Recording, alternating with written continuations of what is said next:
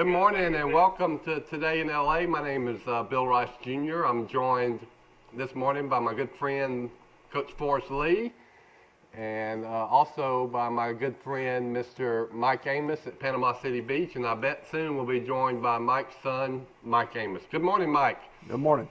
Good morning. Good morning. Good to hear from you.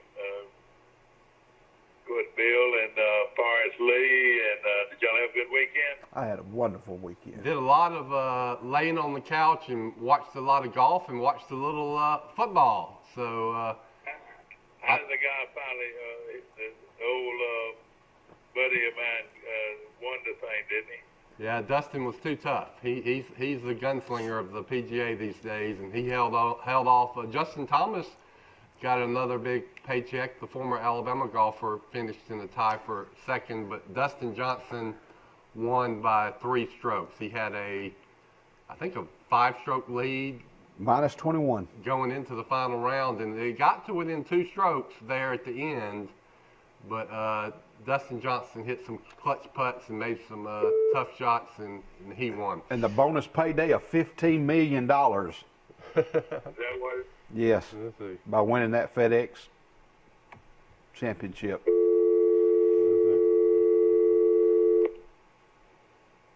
I got Mike back, but I think I cut off Michael. He just called in. You got me? Yeah, you got me. He'll call back maybe. Okay. Of course, a lot of golf and beautiful weather this weekend, and looks like it's going to be nice weather down here. The sun is just coming up, and people out walking the beach. Beautiful setting. Well, I know Michael's going to bring it up, but the Southern Miss head football coach resigned. Jay Hobson has resigned from Southern Miss. After one game. Why would that happen? Gosh. I think he said it was in the best interest of the program. I'm sure Mike may have something on it. But Scotty Walden will take over as interim. Hold on there, Mike. And we're trying to get Michael on. I think I got both of y'all this time. Second time was a charm. Good morning, Mike Amos from Grayton Beach, Florida. Hey, morning. How are y'all? Great. Great. I think BYU just scored again. What was the final score? I mean, last time I saw it was 55 to 3. 55 to 3. I knew it was a bad sign when the Navy coach came out before the game and said, "We've had no live action in pads." He said I couldn't risk the players, so we hadn't been live one time in fall camp. And I was thinking to myself, "Oh my God!" I thought the same. I thought they're about to get killed. I thought call my bookie. How do you play football without practicing football? But they had done no tackling or blocking all preseason, and it kind of showed. I mean, I was absolutely shocked when I heard that. And they were starting a first-time quarterback, some kid out of Alabama. I can't remember where he was from. But, I mean, BYU just manhandled Navy, and Navy's usually physical and, I mean, running that option. I mean, usually they're tough to play against. But, man, BYU looked like a season. I hate that they're having to play the schedule they're going to play, just like Herbstreit said, because this might be a really special team they have. Yeah. I tell you what, how many games did they finally get the schedule? They only got 8. Golly, why couldn't they find some more people? Maybe they're still trying. Maybe they can get one this late even. Nobody's going to play them after watching last night. That's true. I know who would want to play them. Hey, I dread for Troy to play them out there. It's gonna be tough. Troy better get there. Troy hopefully will have an offense and have athletes to stretch the field. I mean, Navy just couldn't even throw the ball. I mean, that's their big issue. When they get down, it's over. Here's their schedule. They play Army on the 19th of September, then Troy University, then they play University of UTSA, University of Texas. San Antonio. Then at Houston, then Texas State, Western Kentucky, then North Alabama. That's their schedule, and they'll probably run the tables. I mean, unless they Troy should go 8-0. Yeah. Should. Well, the Trojans, I've already picked the Trojans to go 12-0, so Troy will beat them. That'll be their only loss, though. Well, I mean, Navy, I don't understand. I watched an Army game this weekend, and Army had all their cadets and fans and people all around the stadium, and it looked really good. And they blew out Middle Tennessee, by the way. We need to mention that, 42-0. But I looked last night when I turned the game on, and they didn't have a single person in the stand in Annapolis. I guess maybe the rules are different in certain states. Yeah, it's a function of how liberal your governor is, and Maryland's one of the most liberal states in the union, so they've obviously not allowing any gatherings of more than 10 people. They asked for a waiver to at least have the cadets in the stands, and they wouldn't even give them that. So I saw no fans whatsoever. I saw Gracie and Lawson Scarborough yesterday playing golf with their daddy, Frank, on the golf course, and I asked Gracie about the Schottenheimers, how they were doing, and the family flew out there from, I think they live in Nashville, but they flew out to see their dad in Seattle. But the Seattle Seahawks will not have any fans in the stadium this year, is what Gracie told me. None in Seattle. In Ohio, I don't think they're allowing any fans. I saw a scroll that said that they are going to allow 2,000 fans when Cincinnati Bengals play who's the other Ohio team? The Browns. Cleveland. So just 2,000 fans for the Cleveland Browns and Cincinnati Bengals at most. So yeah, you're going to see all kind of variations with the fans. I think in Troy, Troy they might even let you get as high as 50% capacity, right, Mike? Well, yeah, I think so. I think Troy, they're gonna let a lot of them come in. They're gonna. Good. They move them every 6 feet. It's not gonna hurt anybody. Let them come in. Well, I mean, don't see the numbers yesterday. I know it was Labor Day yesterday, but there was only 24,000 new cases, which is the lowest I've seen in forever, and there was only like 250 deaths. So I know that was Labor Day numbers, but still, the day before on a Saturday or on Sunday was, I think, 31,000. So the cases are starting to come down. Well, hopefully they will, maybe. And of course, like we said, 11 more shopping days until Troy goes to Middle Tennessee to play, Mike. 11 more. Count today. Yeah, Middle Tennessee is in a strange situation. I mean, I watched some of that game, and athlete-wise, I mean, Army looked like they had more athletes than Middle Tennessee. And Stockstill's been there. I think this is his 15th season, and his time might be coming to an end up there in Murfreesboro. Well, they didn't put forth a whole lot of effort to me against Army. I mean, that game wasn't even close. I watched a pretty good bit of it. Well, you saw what Southern Miss did. You talked about it, didn't you? Well, I mean, I didn't talk about it, but I read about it last night. I mean, Hobson had been there for 4 years, but they had lost 4 straight games, and they looked pretty bad against a pretty, I think, still mediocre South Alabama team. So it'll be interesting to see who Jeremy McClain decides to hire there. I mean, there's a lot of good young coaches throughout the Southeastern Conference, and also just throughout the Southeast. So. Isn't that strange though that after one game you rarely see that, do you? That they fire a coach after the first game of the season? Apparently, the president and him had a big falling out 2 years ago. He went out in public in the media and pretty much wanted Art Briles, the former Baylor coach that had all the issues and put Baylor on probation and a lot of off the field stuff that's some of the worst stuff you've ever heard about in college football. So he wants Briles as his offense coordinator and basically publicly campaigned. And even when the president said, "We will not hire a man of Briles' character, he will not be a candidate for the offense coordinator position," the Hops went out again and said, "I disagree with the president. He deserves a second chance." So I think this has been really kind of going on for a while at Southern Miss. Well, the interim coach is Scotty Walden, and he was the head coach at Division III East Texas Baptist University. Oh yeah. Which is, and then he played quarterback at Dort College in Sioux City, Iowa. Dort. Never heard of that. D-O-R-D-T. That's in Sioux City, Iowa, and he also played at Saul Ross, S-U-L Ross University in Alpine, Texas. But he's supposed to be a guru of this passing shoot, run and shoot, throw. A recap of the weekend. I mean, I thought the Sun Belt played pretty well. You had Texas State. It was a 25-point underdog. Went down to the wire with SMU. I think the final score was 31-24. And then you had Memphis, who has a really good offense, and the quarterback that's been there for 3 years, this Brady White guy. And Arkansas State was tied 14-14. Then Memphis pulled away late, but I think the final score was 37-24, and then Arkansas State had the ball at about the 10-yard line. The problem with Arkansas State is I think they need to play Lane Hatcher as their starting quarterback. The Bonner guy's been there for a long time, but Hatcher seemed like he moved the offense better than Bonner to me. We are Marshall. 59. They had a running back, this number 23. He was awesome. And we're talking about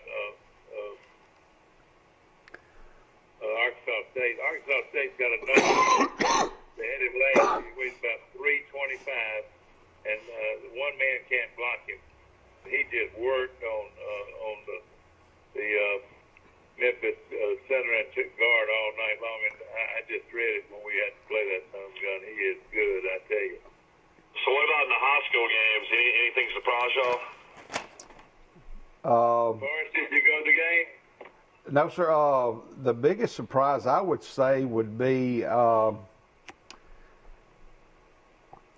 was it George W. Long and Elba? That was back and forth. I think Elba led most of the game. I don't know the recap, but it was 41 for George W. Long to 34 for Elba.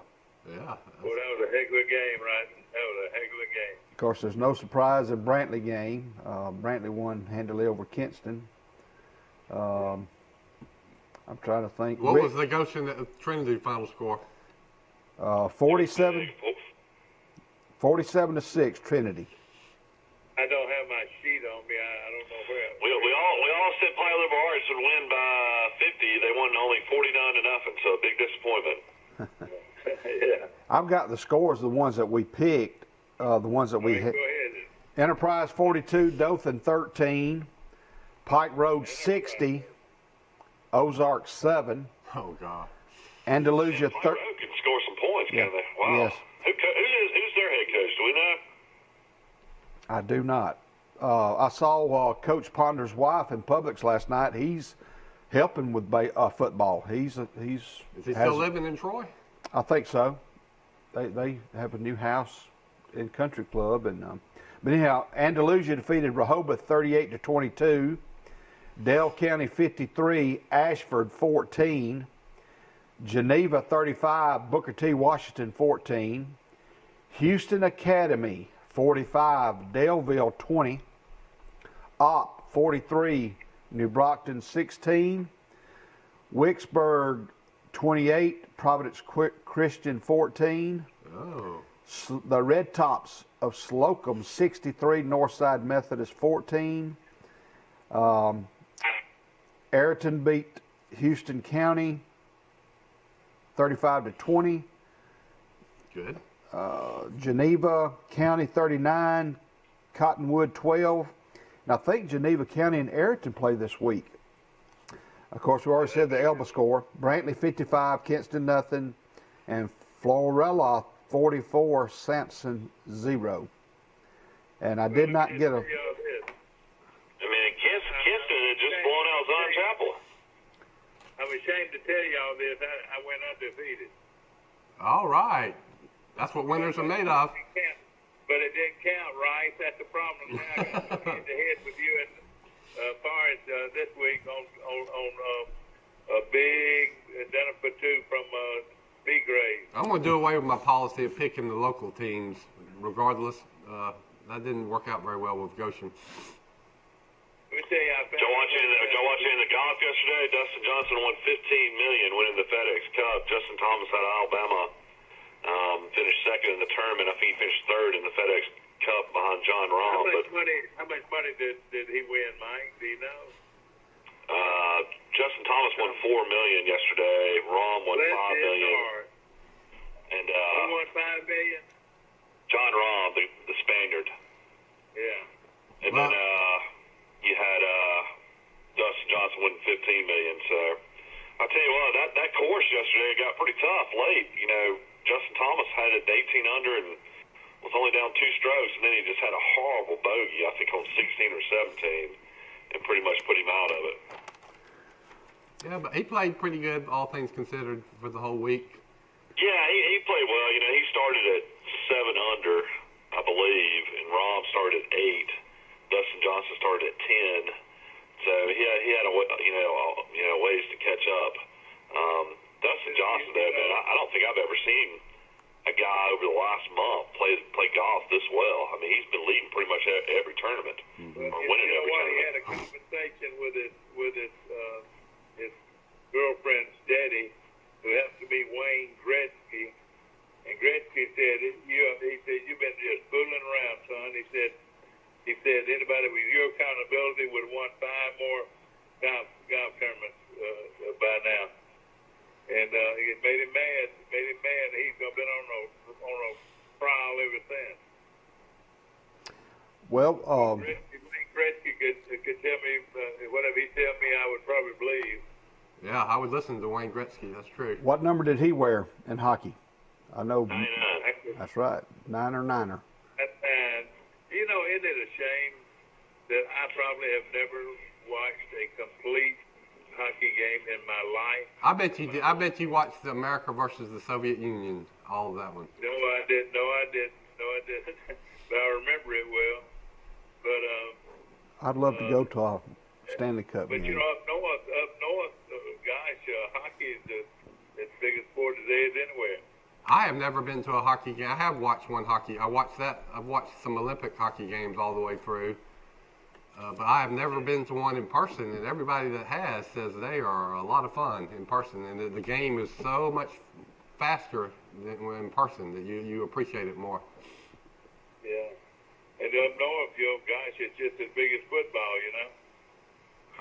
I found a we would go see the minor league team in Birmingham when I first moved up there, and the Birmingham Bulls were a lot of fun. They played in the BJCC, and there was always big crowds. Of course, everybody was waiting for a fight, and they usually would have a couple fights throughout each hockey game as well.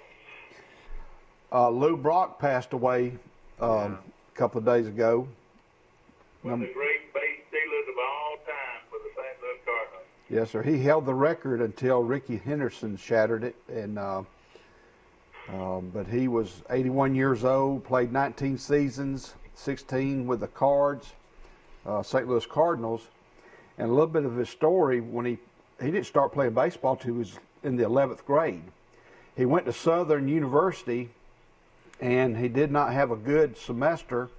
He said, well, I better work on an athletic scholarship. So he went out for baseball, batted 189, then the next year batted 500. Well, then he was drafted by the Cubs, and they weren't too impressed with him. But when he got traded to the Cardinals, he started flourishing and had some great World Series, stats. You know, they won the World Series with him in 1964 and 67.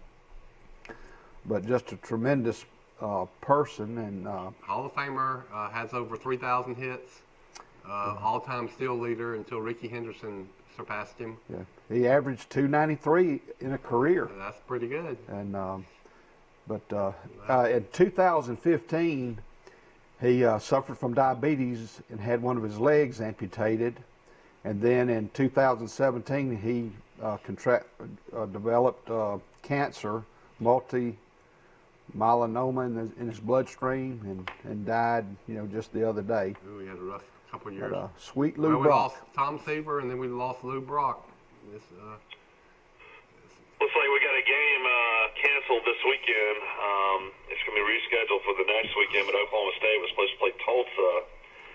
Apparently Tulsa has had a lot of coronavirus, COVID-19 issues, and their protocol has not allowed the team to practice but 7 times since August 7th. So now Tulsa, Oklahoma State, which was going to be played on Saturday, will be now played on September 19th. So they're kind of experiencing something similar to what Troy had experienced with La Monroe.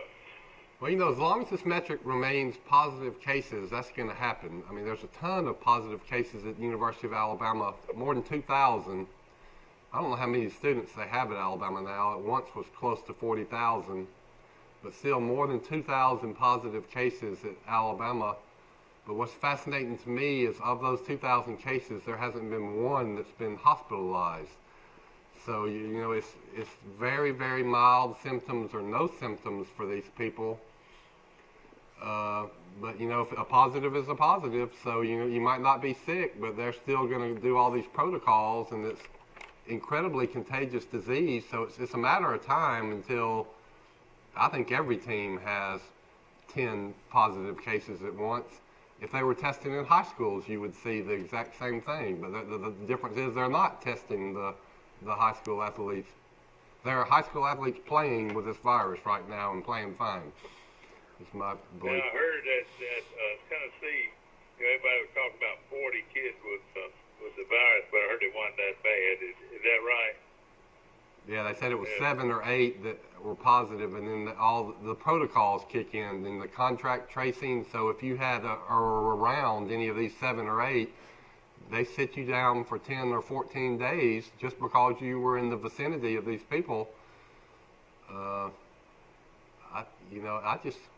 I think it's going to happen to every program. You might as well just count on it. We got a big game coming up on Thursday night. UAB will travel to Miami and play in the Orange Bowl. Right now, Miami is a 16-point favorite, over under 48.5. So UAB, who struggled against 1AA Central Arkansas, 145-35, will play Miami on Thursday night. Great exposure for UAB. This UAB quarterback is really, really good. I tell you what, I think they'll play Miami close. I really do. Well, you turn around and they're going to play, after that, you got SMU who played this past weekend, Richard McBride. I saw him on the field make a couple tackles. I don't know what he finished with numbers-wise, but SMU will play number 50. Will play TCU on Friday night. It was McBride's number 50. Number 50, middle linebacker. Hey, Forrest, how do you like your eggs, overnight or scrambled? How do you like them? I'll eat them both ways. Okay, and of course you like grits and you like bacon and sausage. And I found listen to this, I found a fresh squeezed orange juice place down here. There's nothing better in this world than fresh squeezed orange juice, and I found it. It's delicious. I wish I had some right now. It's delicious, but it's as orange as you get. Florida OJ. Yeah, exactly. Of course, Forrest, how many people y'all have playing your tournament yesterday? I think there was like 36 or 37 had a great day. I got there about 6:30 and started pulling carts out, and the weather, man, it was so nice and crisp and cool yesterday morning, and this morning's pretty good. But when I get off the show, I'm going to put on my work shorts and cut grass. I may go play some golf. But they had a great crowd, and they had, it was a 3-man scramble, ABC scramble, and they had lunch for them, hamburgers and hot dogs and chips and baked beans. Did they have the golfers down there that you recognize? Oh, yeah. Well, the best player in the bunch to me is Josh Presswood. Well, I know Josh, good friend. and he's got his son Braden. Of course, he's got 3 kids, and 2 of them are twins. But one of the twin boys, Brandon, gave up baseball. He's playing golf, and he shot the other day like a 72 out there. Mm-hmm. But he's a tremendous golfer at that age, and so. Well, you know, those boys are not big, but let me tell you this: I watched Josh raise those boys playing baseball and do things. Josh and his wife have done a super job with those 3 boys. Yeah, and I've been around his dad, Bud, a little bit. Josh was a great golfer, though, wasn't he? He still is. Yeah, he was. He was a good golfer. He still is. Did he have polio? He was injured, wasn't he? I'm not sure. There's something there, and I haven't really inquired about it, but he can hit a golf ball. He carried that team. His team won it, and I believe he won closest to the pin on the par 3, number 3, and on the number 8. He was closest to the pin.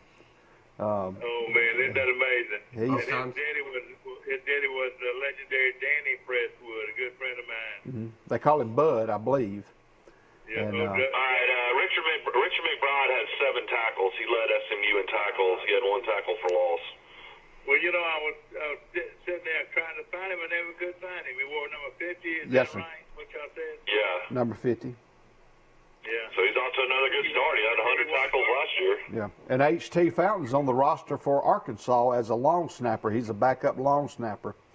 And Hughes' son? this is last year. He graduated from Lindsey Wilson, which is a small school, but he got a preferred walk-on. His uncle coaches there, but he wouldn't be there unless he could snap. He's like a backup snapper, long snapper. So who does he snap for? Arkansas. He's a backup snapper. He look for number 39. All right. Number When 39. I watched that young man, I watched him grow up, and he's a fine young man, I'll tell you that.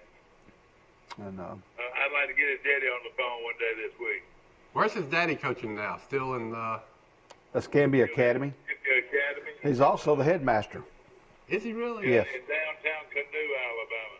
Yeah, you're funded the Poach Creek, Wind Creek Indians. And the National Football League kicks off Thursday too. He said he never runs short of money. He said all he Yeah, I bet. the chief. He said I go to the chief, and if I need shoulder pads or helmets, he financed stuff for me. Oh, good for the chief. You know, Atmore is a fine town. I don't know if y'all have ever been there, but Atmore is a beautiful old town, and great people down there, no question. And you know they have huge rivalries with their next door neighbor, Bruton. And boy, they used to really have some great games. I'll give you some trivia about Atmore. I've never been. In Atmore proper, I've driven by on the highway. It's the county seat of Escambia County. All right. the Red Devils. Well, in the Johnny Cash's great song, I've Been Everywhere, Man, which is really about Mike Amos because he's the one that's been everywhere. Yeah. There are 2 towns from Alabama that are listed that are Johnny Cash mentions in that song. Name them. I just From talked. Alabama. Yeah. Atmore. Atmore, right. Atmore. And one more. You get 5 seconds. 1, 2, 3. Nobody wants to guess? 4. No. Opelika, my old stomping grounds. Opelika. Atmore and Opelika are both mentioned in that song. Well, all those years, right? I mispronounced it. I'll always call it Opelika. Yeah, Opelika. You know, we moved, Mike. We moved from Fort Myers, Florida, which is in Lee County, Florida, to Opelika, Alabama, which is in Lee County, Alabama, when I was in 2nd grade. So I moved from Lee County to Lee County. All right, Bill. Your daddy worked for Shell all that time, or did he work for? He worked for the Gulf Oil Corporation as a marketing district manager, and so it's kind of like the military. He got transferred every couple of years, and he went from Birmingham, where I was born, to Clearwater, Florida, which Mom and Dad called Muddy Water. That's the headquarters of Scientology. Then they went to Fort Myers, and then we went to Opelika, and then we loved Opelika. Then they transferred Dad to Mobile. That didn't take it all. And then after 9 months in Mobile, Dad bought Chapman Oil Company from his father-in-law, Hickey Chapman, and that got us back to Troy. I got a. Well, let me tell you this. A friend of mine said something about the little comment I made about Mobile the other day. I can remember it so well to go to Mobile and smell that paper mill. That was the worst smell in the world. Now, people down there got used to it, but if you weren't used to it, it was unreal, the smell of that paper mill. Well, Tuscaloosa had one too. Yeah. I got one near Prattville. Prattville's got one. Prattville, but I can't remember anybody ever saying anything about Prattville. But Oh, it's there. it was early days. Evidently, they found a way to do away with it, but it was really bad. Yeah. A geography question, and for Bill Rice, what is the correct pronunciation of the capital of Kentucky? What's correct? How do you pronounce it correctly? Well, is it Lexington? Is it a trick question? Lexington, yeah. Or is it Louisville? It's Frankfurt. I knew it was a trick question. I knew it. I'm sorry. And the National Football League kicks off Thursday. I bet there's somebody out there that can name every city and every capital in the country. What are y'all bound to be able to do? Well, you know the guy that's your guru on sports nicknames shot a hole in one yesterday. Apparently. What you mean? They were showing that all over Facebook. Danny Lee made a hole in one at the country club. Oh, I got one that can top that. Sunday afternoon. Mr. Orangeburger, the police officer in Troy, teed off on number 1 in Brundage, had an albatross on number 1 Sunday afternoon. Is that a par 4? Par 4. Hit. An albatross? That's a double eagle. A double eagle. First hit of the day. The ball hits the sand trap, scoots out, and goes in the cup. The first shot of the day was a hole-in-one on a par 4? They had a little scramble Sunday afternoon, and he had a albatross. All right. On hole number 1. Who did this again? Mr. Officer Orangeburger. I can't pronounce his last name. That is rare. He's a police officer. A hole-in-one on a par 4. That's right. That Danny Lee was playing in Troy, wasn't he, Mike? Yes, sir. Yeah, Troy Country Club. Annie, give us a ring this morning. How many hole-in-ones is that for you? Danny's one of my good friends. Now, Danny Lee can give you every name of every college. Every nickname, like Alabama Crimson Tide. That's right. Danny is he's a great athlete. He's one of these guys that I bet didn't play golf at all in high school. He was a really good athlete, and now he's a great golfer and loves the sport. But wait a minute, Will Matthews has called in and said he hit another hole in one, so he's now hit 20. Oh no! When did he do it? This weekend? He also said that now he played golf with Bear Bryant 30 times. What do you think? Well, I asked his best friend, who my doctor down in Ozark, and he just laughed. He said, "Yeah, we've got a lot of stories to tell." sometimes you got to divide them by 2. It's like somebody else I know. You know what? I tell you what, it's hard to lie about stuff like that. It No. really is. He definitely played with Coach Bryant. He had too many details that not. That's the truth. Most of the time, when you hit a hole in one, somebody's usually there to see it too. So. Oh, yeah, he's telling the truth about his hole in ones. Let me tell you something about my dear friend Dan Lee, one of my closest friends, and his wife died, and I had triplets, and one of those triplets is getting married. Can you believe that? Yesterday, those triplets were born, and Eric. one of them getting married. He's engaged to Hillary Barron. That's right. Danny Barron's daughter.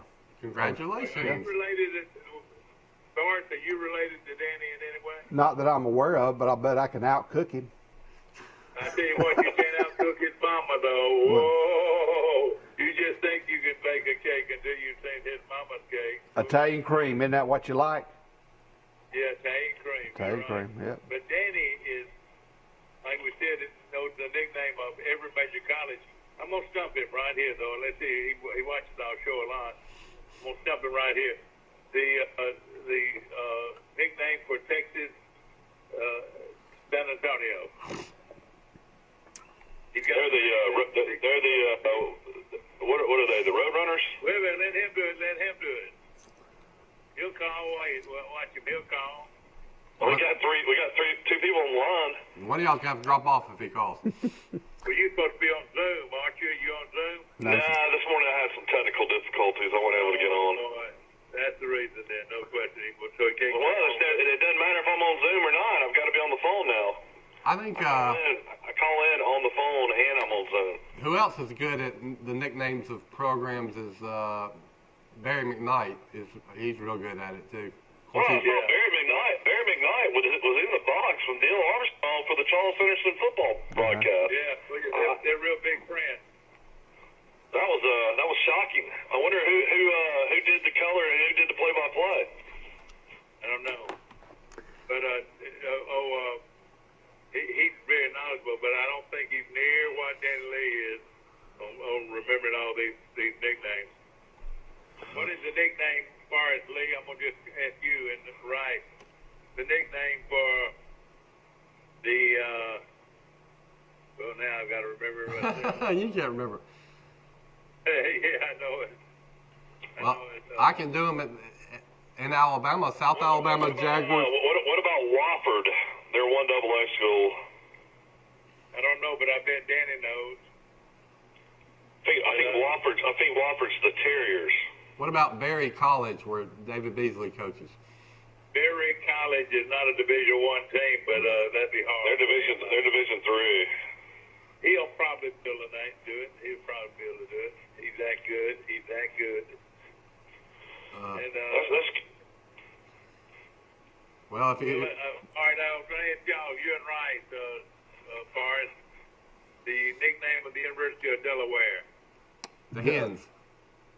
They wear a Michigan type helmet. That's right, Blue Hens. The Blue Hens of Delaware. Wing T. Well, do I get any points for getting the Hens, not the Blue Hens? Oh, you don't get any points. Darn. They run, and their legendary coach was who? Do y'all know? He's the father of the Wing T. Newt Rockney's son. Tubby Raymond was a legendary coach at Delaware. Tuberville? Tubbs? No, Tubby Raymond was the guy's name for so many years at Delaware. What about? Hey, I got some football trivia I figured out, and it's COVID related.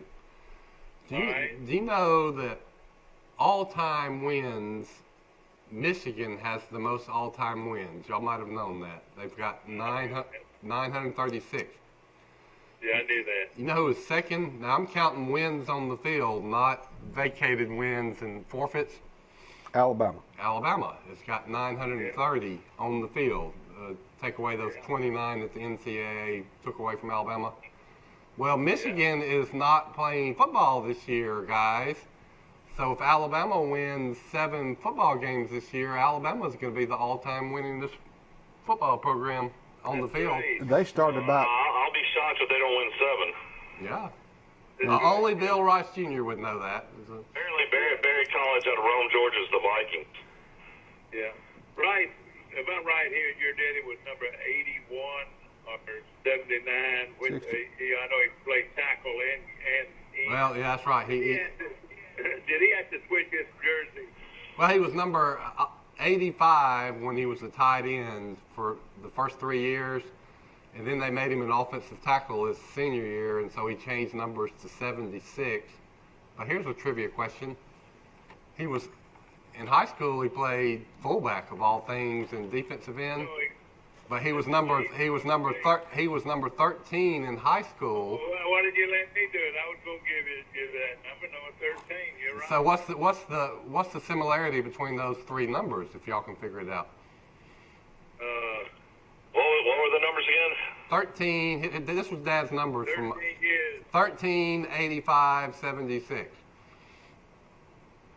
I don't know. This is a basic logic question, if an IQ question. 76 is 7 plus 6 equals 13. 85 is 8 plus 5 equals 13. So all of Dad's numbers had 13 in them. Okay, I got you. I remember in high school, though, he wore number 13. And he played fullback his senior year, and he was really good. He could run. But it looks like the Miami Dolphins have decided that Tua is going to be the backup quarterback. Ron Fitzpatrick is named the starter for Miami. Of course, pro football starts this week as well. But Chan Gailey could not beat out Ryan Fitzpatrick. I think Chan Gailey just wants to go with a veteran quarterback that's been there, done that, and it's good. It's good for Tua. I think he should sit.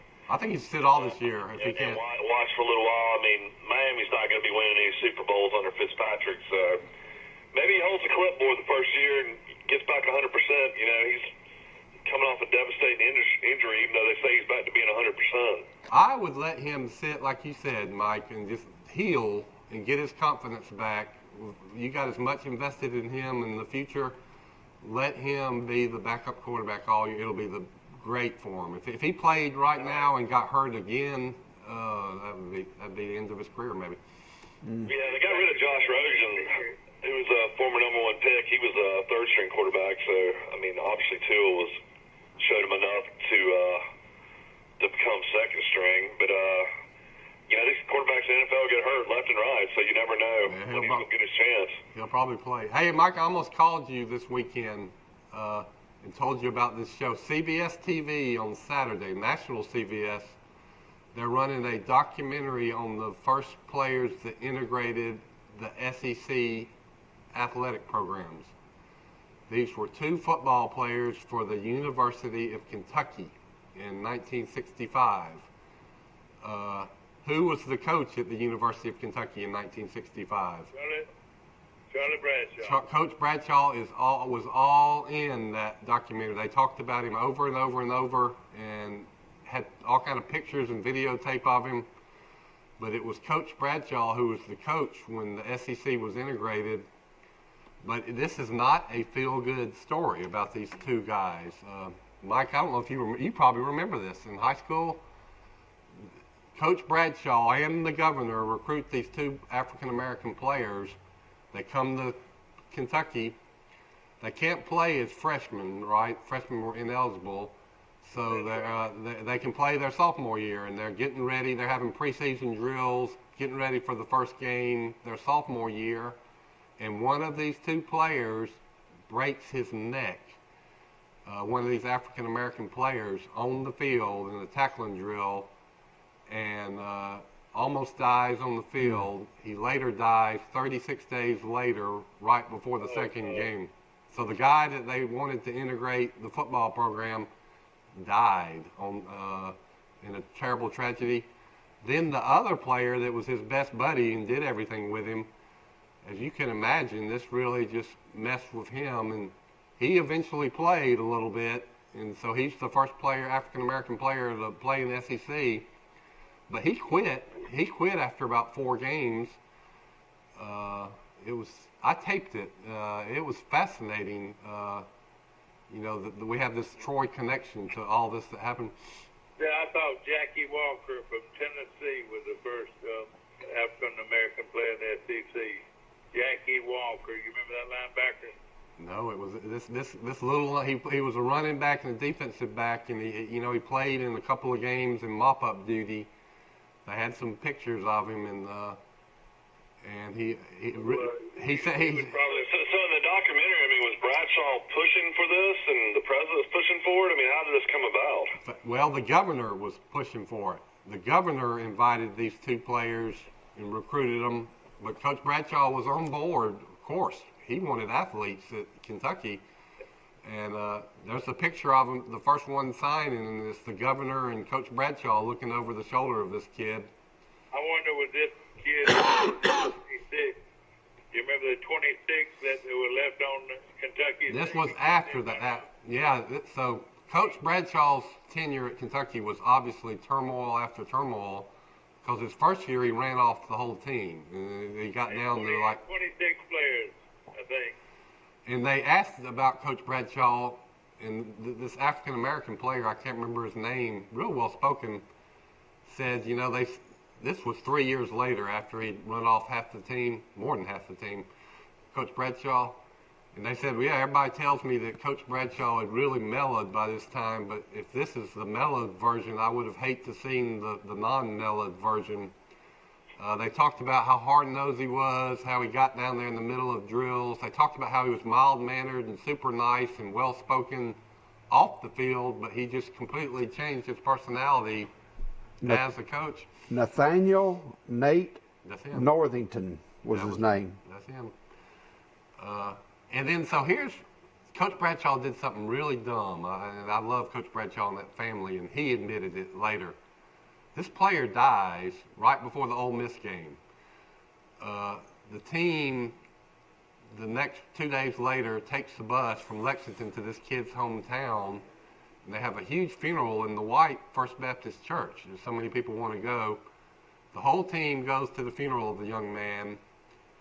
Then they get on the bus, go back to Lexington, and they practice that day, a 3-hour practice, the football team. And they interviewed the captain of the team, a white guy, and he said, "Why did he do that?" And he said, "I asked Coach Bradshaw, and he said, I just thought that y'all would need to have take your mind off of this." And that just rubbed everybody the wrong way. Then Coach Bradshaw, this kid is having a rough time adjusting, the lone black player, and he quits going to class. He skips a couple of classes. Well, that's a violation of team rules, and I can picture Coach Bradshaw. He finds out about it, calls him in there, and says, "Well, I'm going to have to punish you, young man. You're going to have to," he says, "I'm doing away with your meal ticket with eating with the athletes for a week or two." And the player didn't like that. He said, "Make me run steps or stadiums, but why are you taking away my food?" Well, I'm guarantee you Coach Bradshaw had done the exact same thing to many other players for the same infraction. Well, the player quits. And Coach Bradshaw tried to talk him out of it and tried to get him to come back, but he didn't. He transferred. To Western Kentucky. So it was... Let me correct something. Greg Page was the player who died, and it was Northington who had the meal ticket problem, and then he transferred to Western Kentucky. So it was Greg Page who passed away. Well, you're having all these documentaries on historic people that integrated sports, and so I had never seen this story. I knew that Coach Bradshaw lost a player that died when he was at Kentucky, and I recently learned that he was the one that integrated SEC football. But this is the father of my best friend, and Martha's Coach Bradshaw's wife is one of my all-time favorite friends. I can just imagine what she went through, trying to reach out to these families, and somebody dies, and then this other kid is trying to be the Jackie Robinson of the SEC. Well, the first player to play at Alabama was from right here in Ozark. Wilbur Jackson was the first player to sign. Player, yeah. He wasn't the first. I thought John Mitchell was. John Mitchell was the first to play. Yeah, that's right. John Mitchell from Mobile. Yeah, Mitchell coached in the pros for years. I think he just finished coaching for the Pittsburgh Steelers. He coached about 25 years. That's right. He was. Well, so when Bradshaw came to Troy, how much had he mellowed out when he came to Troy? Or was he pretty much the same coach still then? Woo, he was kind of like this guy. If that was the mellowed Coach Bradshaw, I would hate to have played for the non-mellow, because he was.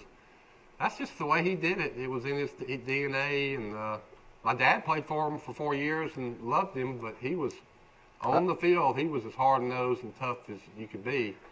Yeah, he really was. I took a class. He had a great quarterback when he first got to Troy. Willie Tullis was one of the great players of all time in Troy, and that was Bradshaw's first quarterback. I'll tell you something about Coach Bradshaw, right? He was out of coaching and owned a clothing store in Prattville for years, for something like 8 years. He went about 8 years without coaching. And when the job came up, politics looked well. All Coach Bryant had to do was call Ralph Adams, and that's how he got his job. Is that right? I bet you're 100% correct. And of course, and he won some games. He had some good teams. He won several games. He won the Gulf South Conference his first year, and then he was doing great. That year, Willie Tullis' senior year was the state championship year, 1980. Charles Henderson runs the table. Alabama wins their first 8 games before losing in an upset to Mississippi State. Troy started out 8-0, Troy University, and they lose 2 heartbreakers to their 2 big rivals, North Alabama and Jack State. Those games could have gone either way. I remember them. They were just close, tough games. And so, those were. And then I think it was the next year, some players got into some incident at the front porch, and Coach Bradshaw fired about 13 players that were in that incident, and that was the rest was history. And they wrote a song about it. And of course, Andy, the sports information director at Troy, wrote this song. This excerpt of it. And they fired Old String, and they fired Allen Biddle, and they fired Bob Mitty that he didn't even know. And he wrote a song like that, and he fired everybody on the team. and I remember the next ball game, they played with just something like 20-something players. Well, they played all these young players that they had to play, and then those young players went on to win a national championship under Chan Gailey. Yeah. And let me tell you this, we cooked the Sports Booster Club, and I was the president of the Booster Club for many years, had a big chicken barbecue. And we had such a hard time that day selling these chicken barbecue plates, and they were delicious. But it got so bad I had to go out to Walmart on the bypass and see if I could sell them out of the back end of my truck. I still couldn't sell them. Went back to the game, and like you said, our team just played. They played before something like 70-something people. Most everybody boycotted the game. Do you remember that, right? No, I don't. Heard the story of that. Troy boycotted the players. The fans boycotted the game. So upset with Coach Bradshaw, and Troy won the game something like 44-0, something like that. It was a big game and everything. Well, what actually happened at the front porch? And I've never really heard. Well, the boys got in a fight, and they said not but one guy actually did the fighting. And the boys, they shouldn't have been out there anyway.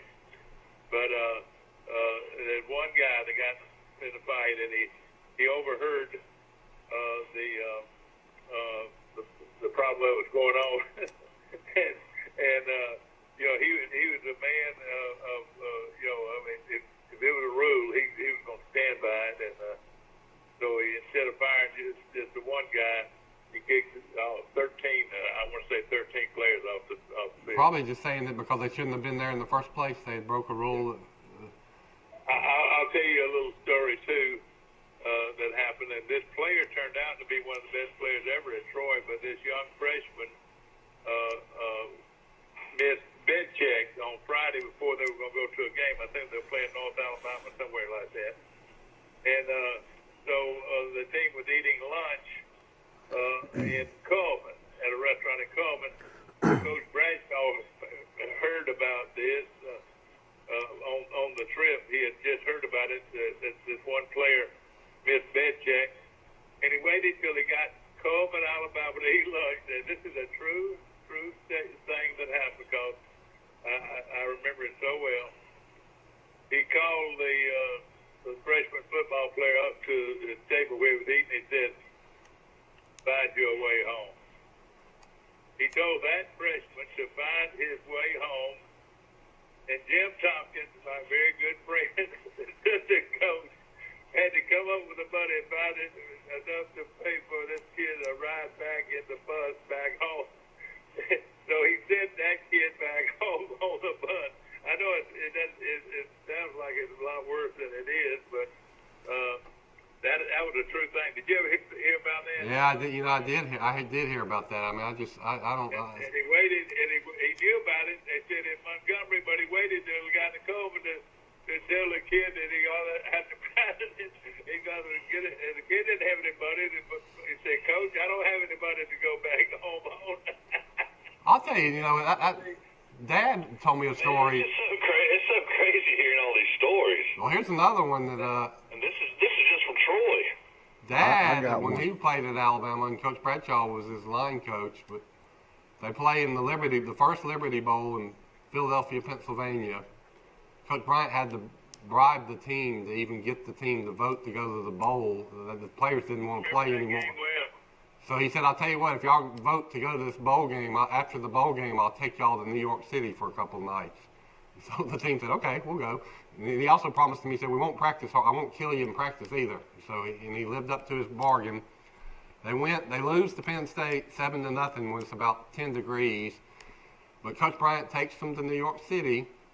Dad said after the game there, I think Johnny Carson is the guest comedian there at some event that he takes them to, and the players are having drinks, cocktails, and somebody spills a drink, and it makes a loud sound, and everybody looks over there at the players, including Coach Bryant. And they said after Coach Bryant calls them up and says, "Boys, you talk to so-and-so, there's a bus ticket ready for you, all the butts going back to Tuscaloosa right now." So they were just terrified. Dad did say to one player, said, "Oh man, this will be great. We can drink and play gin rummy the whole time on the bus, the train ride back." But then they said about 20 minutes after that, some assistant coach came up to him and said, "Nah, Coach Bryant didn't mean that. He just wanted to get y'all's attention." So he didn't send them home. Coach Bradshaw, I had Coach Bradshaw for a theory and technique of football, and we were at the field house in a little small classroom, and there was one particular student who was not paying attention. Coach Bradshaw calls him up to the front of the room and said, "Fellas, I'm fixing to teach y'all a blocking drill." And he did technique on that young fella and just about bowled him over, and he didn't lose his attention span anymore the rest of that quarter. I'll tell you, I'm going to tell you my He last knocked the stew out of him. Coach Bradshaw story. Martha told me this one, and Dad confirmed it. It's after a really tough practice at Alabama. Dad's beat up, it's hot, probably 3.5 hours, scrimmaging, black and blue all over. He's walking off practice, and Coach Bradshaw's walking next to him, and he says, "Billy, you don't look like you're having fun out there."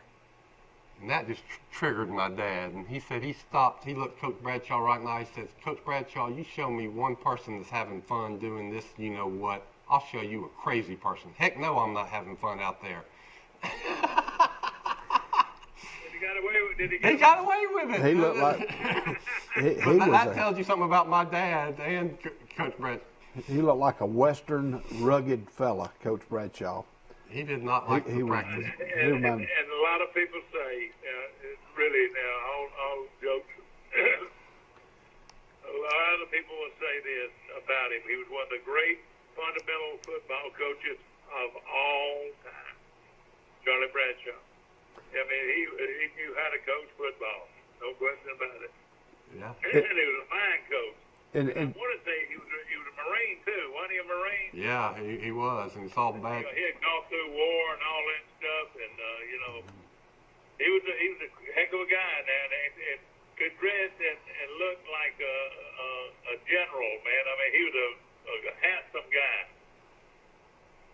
Yeah, and he could be as articulate, and they called him the silver tongue. You know, that he could. Oh, that's right. They call him silver tongue. He could speak so well. There was just completely two different sides to him. Yeah. I'll tell the other story. I didn't see it, but I've been told by so many people it had to be true. He was going after a player at a Troy practice. They didn't have a tower, but he would watch up on the hill on the bank at practice. Yeah, that's right. And he sees some player that's not doing what he's supposed to do, so he goes down the hill to show him how to do it, and he starts tumbling. Yeah, that's right, yeah. He goes all the way down the hill. He just gets up like nothing has happened and keeps going right towards the player.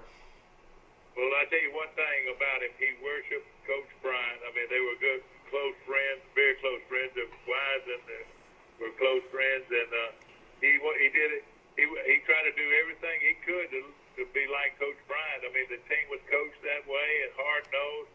His favorite players was Charlie Pell. You remember that? Yep. Charlie Pell loved him so much that he signed his son, Charlie Jr., to play in Florida. You remember that? Yep, that's right. That's a true story. So what, did the Bradshaws just have, they only had one child? No, they have a daughter, Lee, that's in Mountain Brook and is algebra teacher that taught at Mountain Brook forever.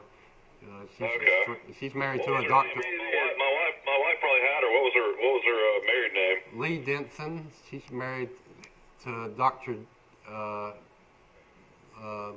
D. Denson, Lee and D. And they have. Her name was Lee Denson. Yeah, and his name is Dr. D. Denson. They had 3 sons who've all just turned out fantastic. One of them was a star baseball player at Samford. The other one played baseball at Alabama, but just fantastic. Well, let me just tell you something. I'll tell you something that's the truth. It's never been the truth. Martha Bradshaw is one of the prettiest, classiest women that's ever set foot in Troy, Alabama. I'm telling you. Wonderful, wonderful lady and a class lady. Yeah, she must have been the key to Coach Bradshaw's success, if you really think about it, because she was the other side of him, and Didn't they live where the Jones live now? They live in Allen Jones. They built. Yeah. They were the first to live. They built that yellow house on Crow Hill. They sure did. And boy, was she! And I get mail. And she's the one that named it Crow Hill. She would tell her friends just put Crow Hill, Alabama, and it'll get there. And it came to my address most every time. Some of it came from Coach Bryant. Some of it came from Miss Bryant. But she said Charlie Bradshaw, Crow Hill, Alabama. And that name has stuck all these years. Isn't that something? That's true. Martha gave Crow Hill neighborhood his nickname. She was without a doubt. She was Miss Bryant's best friend, or Miss Bryant considered. And so she was real close to Mrs. Bryant, and she real close to the children. So she's real close to Paul Bryant Jr. If you remember my dad's funeral, Paul Bryant Jr. was at Dad's funeral, which really touched the family, of course, that Paul Bryant Jr. would come, and Mal Moore, the athletic director. Yeah. Well, but you know why they probably came. Who called them and told them to come? Martha called them, and they said, well, I'm sure. Yeah, sure. But I tell you what, though, about your daddy. Your daddy was a very good student at Alabama. I want to know he graduated with honors, didn't he? Nah, he was a good student and serious, but he didn't graduate with honors. I thought he was magnum cum laude. No, he was in the School of Commerce, and it was no crib study for sure. But what I'm saying, he was a good student, though, wasn't he? He was. He was. I think he was a B and C student. Then, of course, Bill Battle, the great coach at Tennessee and AD at Alabama, was big friends with your daddy, along with Billy Neighbors. They was in that same freshman class at Alabama. Well, I'll tell you, it was the coaches were Charlie Bradshaw and Snellenberger, that won a national championship at Miami, Beebe Stallings, who won a national championship at Alabama.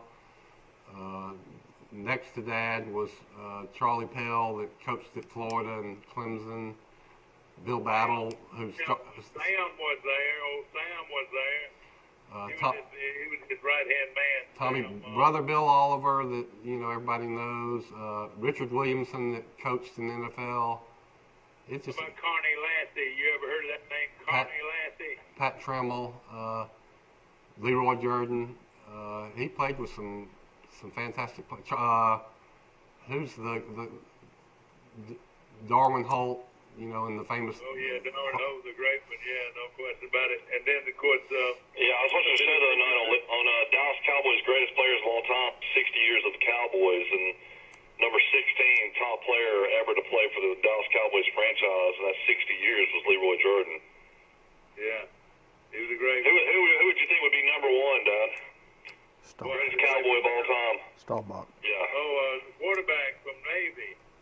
Yeah, Roger Staubach was number one. Number two was a guy named Bob Lilly. Number 3 was Emmett Smith. Number 4 was Troy Aikman, and number 5 was the greatest offensive lineman, they say, Larry Allen. What about the great wide receiver that was from Miami? He was really good. Michael Irvin was number 8, but that was pretty amazing to see all those great Cowboys. DeMarcus Ware was number 13 on that list from Troy. Okay, that was something. How about Meredith? Yeah, he was. I think he was in the top 20. Another guy that the guy I liked a lot growing up was Tony Dorsett. He was number 9. Well, I bet Randy White was in there too. Yeah. Randy White, yeah, he was in the top 10.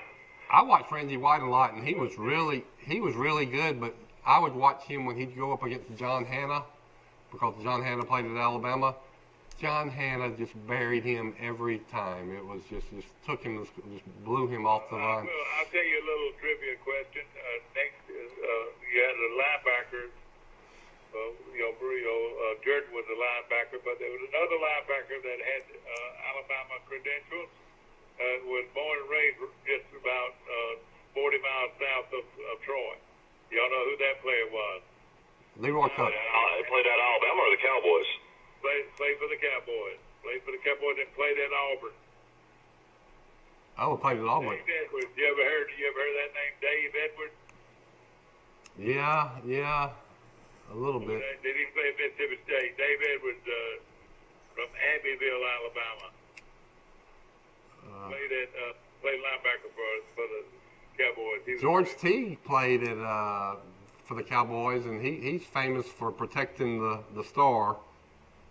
When Terrell Owens went to the Star. The guy they said was the best linebacker of all was Chuck Howley. Have you ever heard that name? Chuck Howley for the Packers. You had Howley, you had Jordan, and you had Dave Edwards were your linebackers. And they were Dave Edwards was from Columbia, Alabama. Yeah, they played at Abbeville High School. He was 6'1", 225 pounds. He was in the 25th round, 194th pick. Played at Auburn, was drafted in 1962. Yeah, man, he did play for the Cowboys a long time. 62 to 75. Sure did. Y'all want to take a break and come back? We need to. And I appreciate everybody supporting our sponsors. We couldn't have the show without them. So we'll be back in 2 minutes. Our history is woven with the stories of those we serve. At Max, we've been a good community partner for 65 years. Max is dedicated to providing dependable financial services and to supporting our communities. We volunteer our time and share our resources. As a credit union, we've returned millions of dollars back to our members, local nonprofits, and small businesses.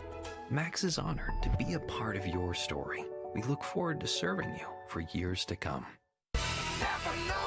Trojan Auto Parts of Troy, home of Napa Know-How. Stop by and see owners Mike and Melissa Kilcrease and their Napa Know-How team with over 100 years of combined experience. We're the only locally owned parts store in Pike County, and we're fully stocked and ready to serve you. We pride ourselves on being your go-to parts store, not only for the simple items, but we specialize in those hard-to-find items as well. Trojan Auto Parts, the right part at the right price at the right time. Napa, a name you've trusted here in Troy since 1945. Right here, right now. It's a double dose of savings. Yes. Summer clearance event savings. Plus Labor Day savings. 2020 Wranglers. Start at $289 a month. 2020 Ram 1500. Save it to $17,377. The biggest selection. Better discount. Best deal. New 2020 Jeep Cherokee. Save up to $10,000. Save over $9,800 on new Jeep Grand Cherokee. Bad credit, no credit, it doesn't matter. Shop us at PremierTroy.com and save thousands. Nobody beats a Premier deal. Nobody. Troy Cable Security Wi-Fi doorbell camera allows you to answer the door from your smartphone when you are at home, at work, or on the go. When a visitor presses the button, Troy Cable Security sends a live video feed to your smartphone so you can see, hear, and speak to the person at your door. With the doorbell camera, you can have your porch light turn on automatically when it detects motion at night to create the appearance that someone is at home. You can view video clips so you can always know who stopped by when you were out. Troy Cable Security. You love them, protect them. Somebody was picking Iowa State to be a dark horse to win the Big 12. Okay, we're back on Today in LA. I'm Bill Rice Jr.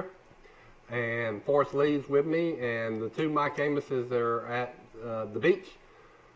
Michael Amos Jr., who's not really a junior, but we're going to call him Junior, is in Grayton Beach, and then Mike Amos is in Panama City Beach. And Michael, I heard you say that there's some pretty good ball games coming up this weekend.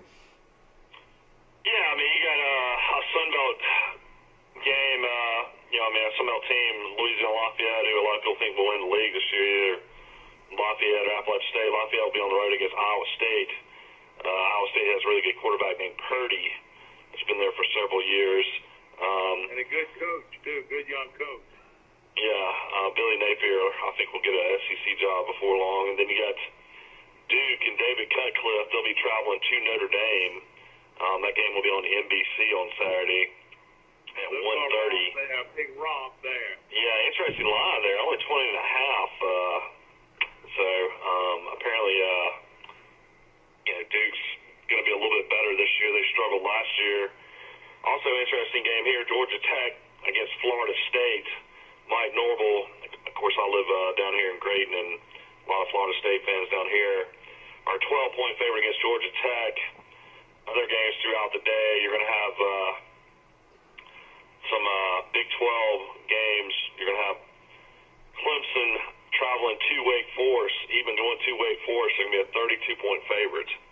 That game's on ABC on Saturday night. Yeah, and then we mentioned earlier, the Oklahoma State game got canceled against Tulsa. You're going to have a Kentucky game. You're going to have Western Kentucky against Louisville. You got Western Kentucky playing Louisville pretty tough. Louisville's a 12-point favorite.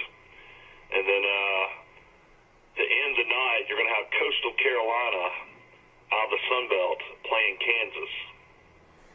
Well, that game's be televised. Surely you won't, will it? Yeah, it's going to be on Fox Sports 1. I think I read that Kansas is one of those teams that is playing in an empty stadium. I don't know why, because I would think the Kansas folks would be pretty, conservative, and they wouldn't be going for all these restrictions. But maybe I'm wrong on that. Well, you know what? They're coached by a real good football coach, and how did he do last year? Did he do better than most last year? Yeah. I think Les Miles won 3 or 4 games his first year. And then, of course, he would have had Chip Lindsey as his offensive coordinator, but Chip took the job at Troy. And this is an interesting game as well. Tulane was really good last year, and Tulane will be at South Alabama to open their new stadium. So South Alabama gets more exposure. They'll be on ESPN2 at 6:30 playing Tulane. Well, I'll tell you right now, they're going to get embarrassed here. South Alabama's going to get Tulane is good, my friend. They're really good. You heard it first. That's what winners are made of. Tulane, the Greenies, the old.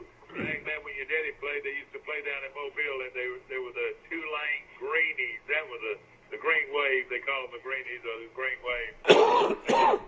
Yeah, they were in the SEC until what year? Probably early 60s. Right.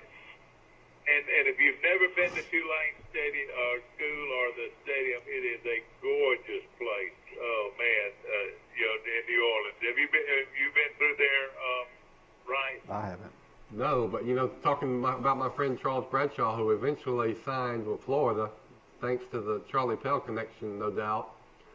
His other scholarship offer was from Tulane, and he would have gone to Tulane if Florida hadn't offered him, and he went on some recruiting. He went on some recruiting trips to Tulane, and he said it was a lot of fun down there in New Orleans. Yeah, Tulane's in the Garden District area of New Orleans, and it's beautiful over there. He would have played 4 years at Tulane. Tulane is a great school too. A lot of my friend on Crow Hill played at Tulane. Gilderberg. Yeah, it's a real good academic school, isn't it? It's got a great med school, I think. That's where Dr. Brantley went to school, and I want to say Tim Colley went to school there, the medical school there. Well, we had that Stevens guy that pitched there. Playing the SEC. Long time, I know that. I want to. I guess back in the day, LSU and Tulane was a huge rivalry game. Yeah. That's where Michael pitched. Michael Stevens at Tulane. Alabama played Tulane one night in Mobile at Land Stadium in Mobile, and the south end bleachers fell in, and I want to say it killed somebody, killed 2 or 3 people. I've heard of it. Well, I don't think it killed anybody, but I say it's a miracle that nobody was killed. But I've always heard that the bleachers collapsed. It's interesting that Alabama, I think Auburn too. They play games in Mobile. They play them at Crampton Bowl and Montgomery. They moved around. They did that for recruiting. They did all that for recruiting. I believe what happened. They were one time, when we first started talking about the show, BYU, of course, blew out Navy last night. But at one time, with all this crazy scheduling going on, BYU was going to open the season with Alabama and Tuscaloosa. What do you think that score would have been? I don't know. I tell you what, those linemen, God, they were fine-looking linemen on Tulane. Brigham Young. Those guys were coached by Ryan Pugh. J.D. Grimes, the offense coordinator, was at Auburn, and Pugh was at Auburn at the same time on the national championship team, and he was his offensive line coach before we got the coordinator job at Troy. So he coached a lot of those offensive linemen. Yeah. Tulane. Most of them are 2 and 3 years older than the rest of the kids they're playing against because they go off to mission. Most of them go off before they finish football or after? Both. Yeah, most of them usually go off before. their freshman in the year. middle of their career. Yeah, they said last night that 60% of them, of their players, had taken those 2-year missions. So I was pulling for BYU, and Mike, I told Carrie, my wife, your story about your friendship with the athletic director and how his daughter was once on this very show. She was doing her mission in Troy, Alabama, and Coach Homie, and it was go ahead. Well, it's just I wonder if that's not why Troy's playing BYU this year. But Mike always has the the Mormon Church, the Church of Jesus Christ of Latter-day Saints mission students on the show. And one year, some of the greatest. I mean, these kids have more. Yeah, they're fine kids. And so one year he's got these people group on the show right over my shoulder, and the kind of the spokesperson for this group is this real attractive young lady. And Mike asked her, "What's your daddy do?" And she said, "Well, he's the athletic director at Brigham Young University." And then I think Mike he usually takes them the bird drugs for breakfast afterwards, which he did this year. And a couple of weeks after he did this, he gets a package and a real nice note from the athletic director of BYU saying, "Thank you for being so kind to my daughter and her friends," full of BYU garb. And he says, "One day maybe Troy and BYU can play a game together." Yeah, I remember when he got it. It was all nice. Because BYU's a Nike school. It's real nice. And Mark Salmon, who's over the company that sort of. Is he over? What are they called? Are they called Sodexo? What are they called? Well, they build it the ground, their food, everything comes out of this company. But Mark Salmon went to BYU, and that's who I gave that garb to, and he appreciated it very much.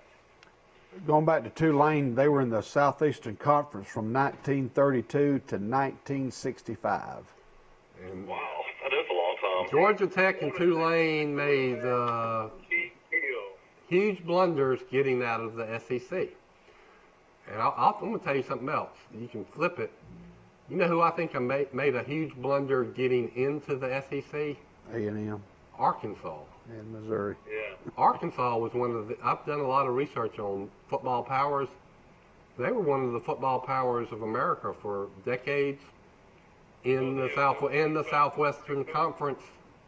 And since they have come to the SEC, they haven't done really anything. Yeah, I mean, Missouri at least has played in the SEC championship game several times. Yeah. Well, I'll tell you this right now. Arkansas played Alabama your dad's senior year. Alabama beat them 10-3 for the national championship. And on that team was one of the greatest wide receivers. This was in this game for Tulane. For Arkansas, one of the greatest wide receivers in the history of college football. Name him. Do y'all know? Yeah, Lance Allworth. Lance Allworth. He was. What was his name? Do y'all know his nickname? Something legs.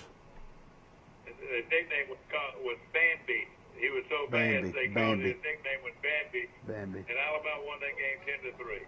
Dad played against him. He played against Fran Tarkenton, who was a Hall of Famer.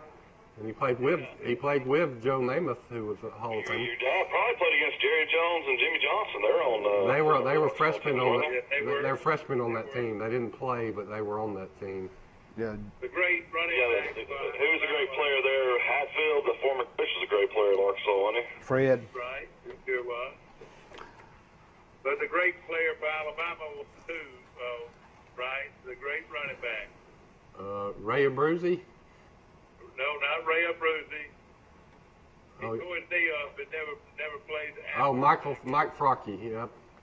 Mike Frocky, the great running back at Alabama. I think when he tore his knee up, it ruined his whole career.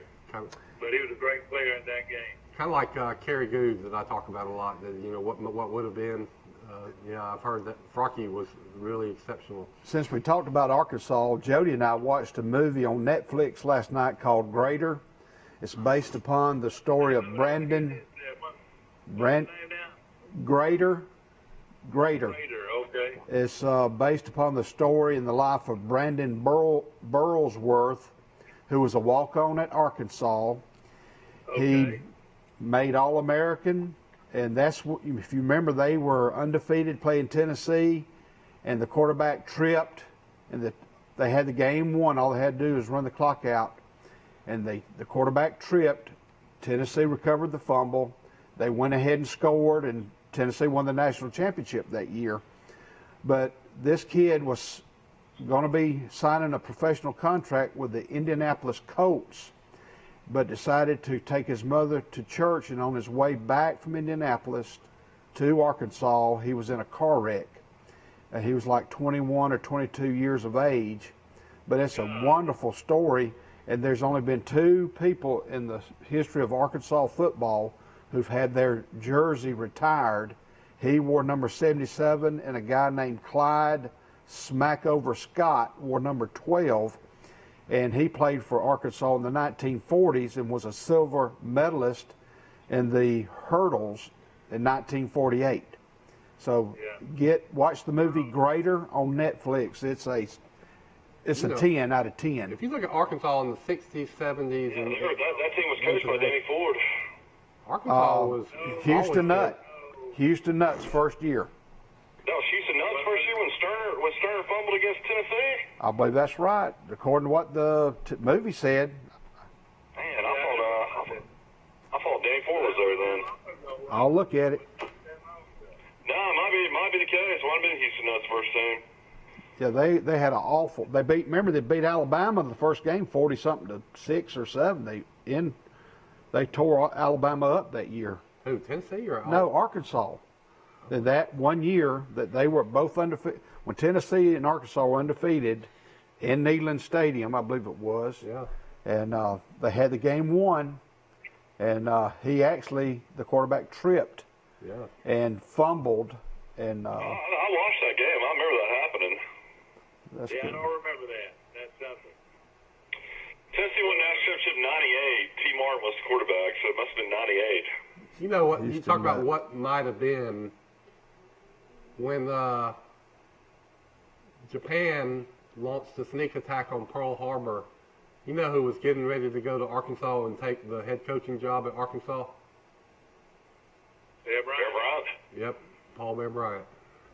Oh boy, well he's from Fordyce, Arkansas. That was his home. And of course, you know, we talk about all these great players, but another great player that came out of Arkansas turned out to be one of the great coaches of all time. Y'all know who that was? Jimmy Johnson? No, but you're close. Coach said, Barry Switzer. Now, you know what? Everybody hated, especially from this part of the country, hated Barry Switzer, but boy, he was a great coach. He was hard to beat. And they ran that wishbone, and boy, they were really good. He also won a Super Bowl with the Cowboys. I know, was he a good, do you feel like he was a good pro coach, too? Yeah. He was good enough coach to win a Super Bowl. You got to give him credit for that. I know he had great players. Yeah, I know it, exactly. He was quite a coach, no question about it. They always got the best wishbone type players that you could find. Well, I tell you what, that kid from Navy last night didn't have a very good night, and he had a super year last year, the fullback for Navy. And I thought you could just tell that BYU's plan was to stop the fullback. Sure enough, he didn't do hardly anything. You know, the great. I tell you what, looking at the season now, I mean, Troy. I mean, we were thinking. I think I said 8-4, 7-5. Bill Rice said 12-0. I think you had them 9-3. But I mean, if you realistically look at the schedule, even though Middle Tennessee looked awful, you know, Troy traveling on the road to play at Middle. I mean, that's gonna be a tough game. Now BYU, they'll say that's gonna be probably definitely a loss. And then you got South Alabama, who, you know, pretty much manhandled and destroyed Southern Miss in Hattiesburg. I mean, Troy could start the season 0-3. Yep, better buckle up your chin strap. I tell you something I'm concerned about is tickets. Will they allow any fans to travel to the game for Troy? Mike, what's the deal on that? I don't know. I mean, you'd have to think that they're only going to want their fans there, I would think. I don't know how that works out as far as how many they can issue to the road team. I would think they'll issue tickets to the parents, and maybe you know, some close family, I guess. But I don't know. I don't know how that will work. That'll be very interesting because I know a lot of people like to go down and stay in Biloxi and then drive over from Biloxi to the game. So be interested to see what happens. I looked. AL.com had a story on the stadium, and I saw the pictures of the stadium for the first time. It's a nice stadium. South Alabama built. How many 25,000. So it's not as big, but it's not near as pretty as Troy Stadium. Not near as pretty as Troy Stadium. Well, what I can't understand, why did they limit it to 25,000? I mean, you know, you would think that they'd want it to be 35,000, you know, to build to it. Yeah, I mean, they built, you know, one thing I did like about it, they didn't go as high as Troy went, but it's definitely, you know, bleachers, you know, around the whole stadium. So all your end zones are covered as well. Yeah. Do they have boxes and all that? Yeah, they got a few, but I mean, it's really, really well done, but it's definitely smaller than you would think. I thought that they would at least go 30,000. Surely they'll let visiting teams bring players. I mean, bring fans. I don't know, man. That'd be interesting to see. Well, of course. All you gotta do is call the athletic department. I'm sure they can tell you. Yeah, we will. I'll try to have that information tomorrow. Of course, Max Howell will be our guest tomorrow, and I spoke to Max earlier this week, and it's going to be a really how many actual major college games we'll have this week, Mike? A bunch. Oh, man, there's at least 20. I think I went down and saw. There's going to be a lot of games. Yeah. ACC opens up. That might make a difference early.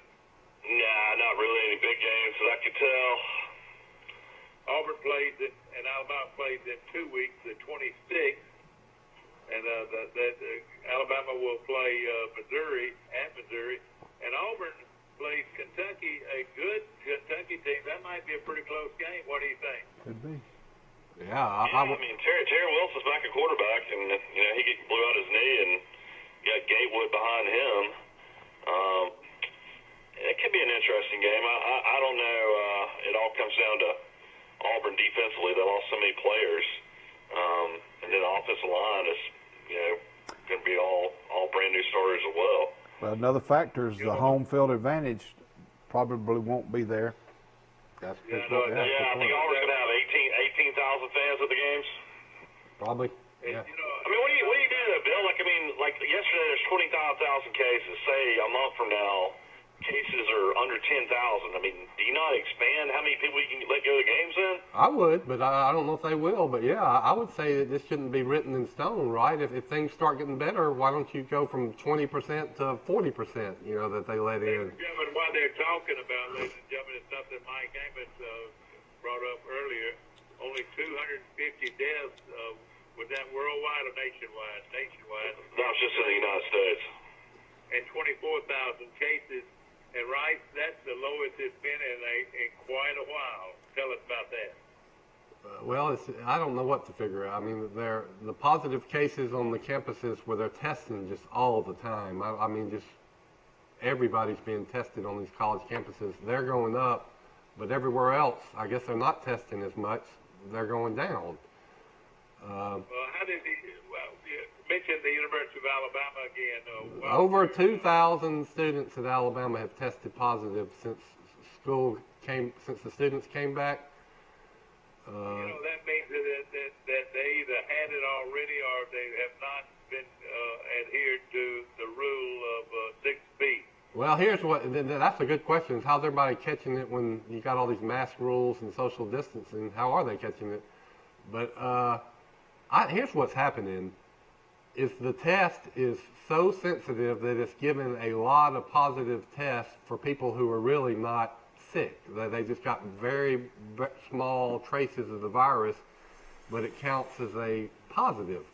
So I think what's going to happen in a couple of weeks or months, they are going to change the criteria for a test on what is a positive and a negative. And so when they do that, by fiat, by magic wand, the test is different. You're suddenly going to go from having, 1,000 positive cases at the University of Alabama to 100. Not because anything's changed with the virus, but the way you test for the virus will be completely different. That's coming. Well, I hope so, and I hope some positive things can happen, toward finding a. Well, this is a New York Times story said this is coming, and the argument for it is we need to be focusing on the people who are really sick. They're the ones that are contagious. We're testing all these people, and we're doing all this contract tracing with people that are really asymptomatic, so they're not contagious. We should be focusing on those people that do have a lot of the virus, and the reason we're not is our test is too sensitive. It's giving back way too many positives is the bottom line, is what they're saying. Keep in mind, if anybody wants to buy tickets to Troy Trojan football, I mean, shoot, the first game's not until October the 10th. We got a month away until the first home game. So anybody out there that wants to go to a game, all you got to do is buy season. What is it, $60? Yeah. You can get all the Troy games. Hey, I've been told we've gone over, guys. Sorry about that. I went on too long, but thank everybody for watching. Thank you, Forrest, for sitting in. Thank you. Mike, I'll see you here tomorrow morning. Are we leaving early? It's 8:30. Yeah, it's 8:30. Oh, it's 8:30. It's 8:31. Whoa. We got to go. Well, I do hope.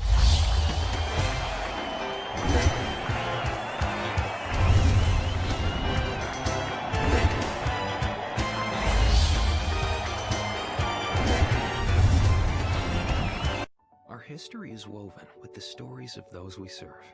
At Max, we've been a good community.